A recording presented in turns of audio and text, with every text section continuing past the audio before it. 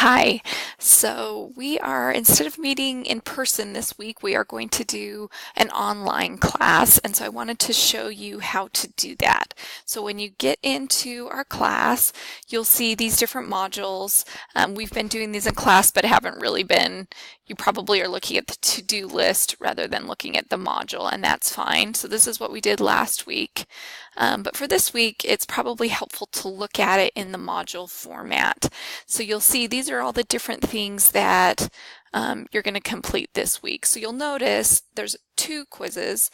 So the reading quiz is in here. This is the one we would normally have taken in class.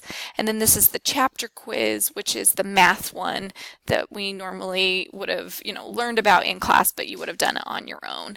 And then another thing to note is that there are 3 apply assignments this week. One is a net worth emergency fund statement, and then one's a savings plan, and then one is some savings plan slides. So the best way to do this, to make sure you just cover all the materials I want you to this week, is just to click into this first introduction page. So this will tell you what I hope you will learn this week, and then it'll let you know that you need to read Chapter 3, Cash Management, which you probably already knew because we do that every week. And then there is this video. So this is a video of a professor explaining the concepts behind cash management. This is very much like what I would have done in a class lecture to explain the different products that are available for cash management. One of the biggest things I want you to watch for, and there'll be a question on the reading quiz about this, is these different, he talks about different types of investments and what the risk and return is for those. So pay attention during that part because you will be quizzed on it. And then you'll just click on to this next. So go down to the bottom and click. Let me just show you that one more time. You click onto that button next, and then it'll take you to the next thing on the list. So this is a document. As I was creating the apply assignments, I realized that you probably need some background information. So this is a bunch of background information about emergency funds and saving for a down payment. So this is going to tell you why an emergency fund is important, especially as you're saving for a house, why you might consider that. There are some questions on the exam that come from this content, so you want to make sure that you do read it and understand it so you can recall it later. And so you're going to create a savings plan for your family based on a 3 to 6 months emergency fund. And this will talk about how you get that started. And then in addition to that, you're going to start saving for a down payment. And this explains how a down payment affects your home purchase. So it has a big impact on your private mortgage insurance, which we'll talk about more in class. But if you don't have a full 20% of the home's purchase price to put down as a down payment, you'll end up paying PMI. And it can be pretty expensive, and so we'll talk about how you're going to try and balance that. Not everyone has that. As a first-time home buyer, not a lot of people have that full 20% down.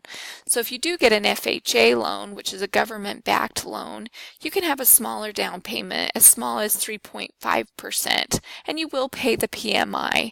Some people have, you can get a conventional or conforming loan with as little as 10% down, and then with the 20% down, that's when you will not have to pay PMI. So go ahead and read through that and understand that. So the next thing that comes up is the reading quiz on cash management. So this will have questions from the textbook chapter. It also has questions from that video that you just watched and from that content page that you just read. So you'll take that and then you'll move on to the next thing. And the next thing is the Chapter 3 quiz. So this is the quiz that you've done that we've done before online, where you get 2 attempts and it takes the average of your 2 scores, and it's mostly math oriented.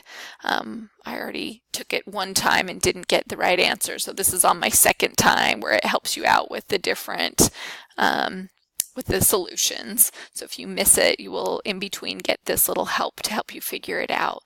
But you can see your workbook example pages to help you work through any of these that you still have questions on.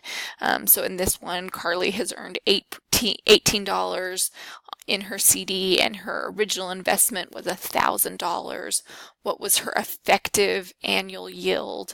This is sometimes called APY. What did she actually return? This is an important thing to be able to think through.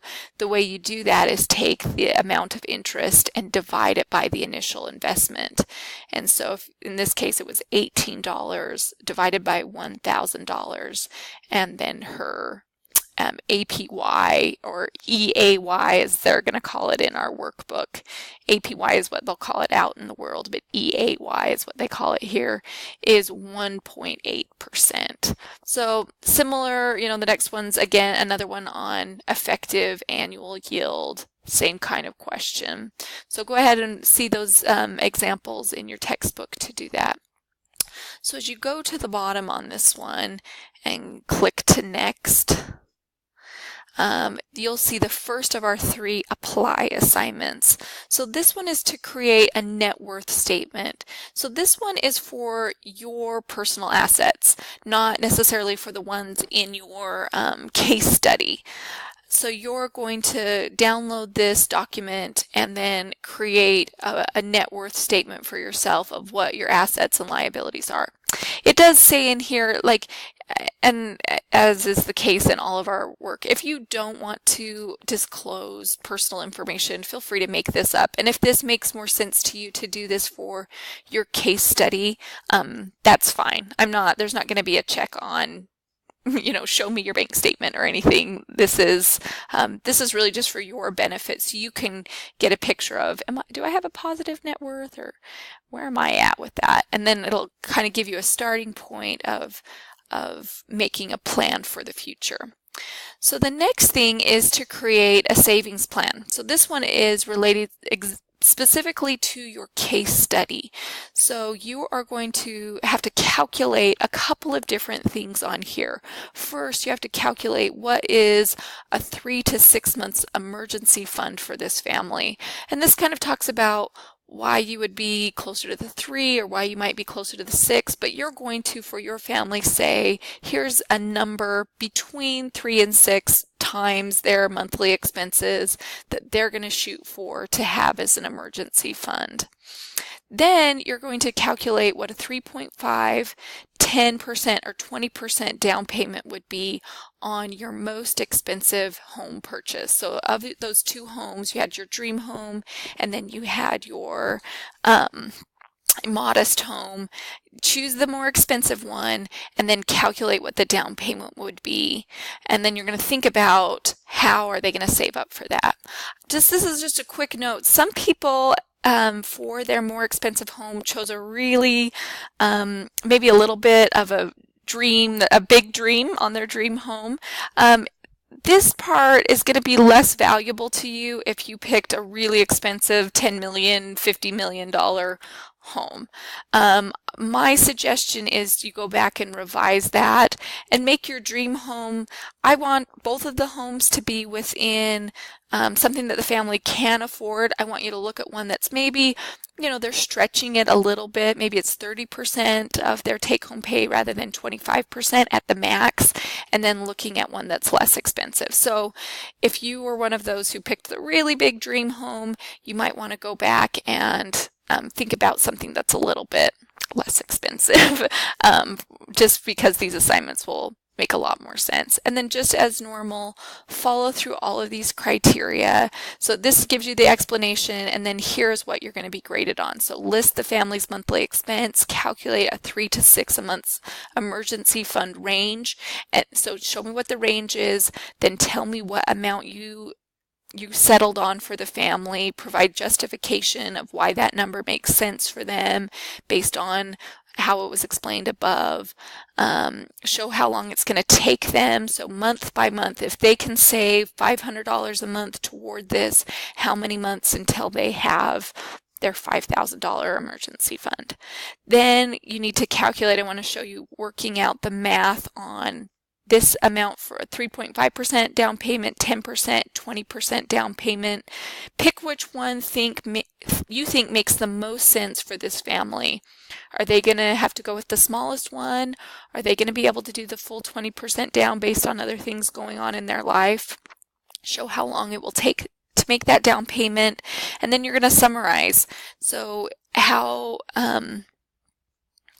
this is where you look back to the other things. So you go back to the budget that you made previously and say, if we want to save for our home, we maybe need to cut back on some of our expenses so we have more money to save toward that purchase. Or maybe what we need to do is really pay off our debt first and then start saving for a home. So this is kind of where you go back and look at the other parts of your assignment that might need to change.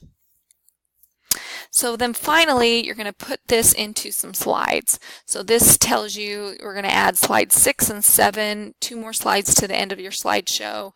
You're going to explain the emergency fund and the plan for saving a down payment. So that's what you're going to do this week.